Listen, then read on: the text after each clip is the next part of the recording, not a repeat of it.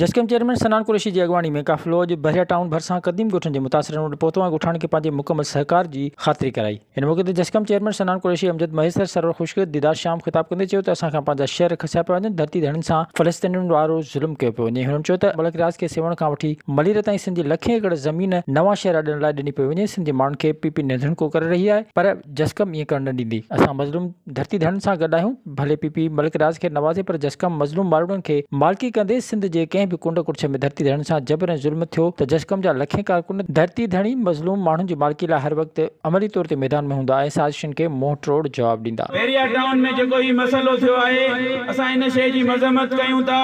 सिंधी माण्हू निंदर कान आहिनि। सिंधी माण्हुनि जे घरनि खे जेको ड्रायो वियो आहे, इहो हिकिड़ो ग़लति अमल आहे। जेके ज़मीनूं उन्हनि जे अबनि ॾाॾनि खां उन्हनि जूं मोरियूसी मिल्कियत आहिनि, उन्हनि खे मनसमार करे उन्हनि खां उहे ज़मीनूं छिनियूं थियूं वञनि। असां इन शइ जी मज़म्मत कंदासीं।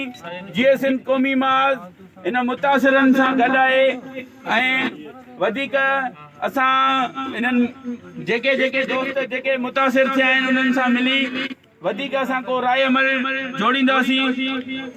जीअं वधीक एहतिजाज कयूं या जेका आहे माना का जिदोजहद कजे। इन मौक़े ते निज़ाम जोखियो, सैफ अली खुश्क ऐं ॿिया पिणु मौजूदु हुआ। विज़िट कयो अवामी आवाज़ मीडिया ग्रुप जी वेबसाइट awamiawaz.pk।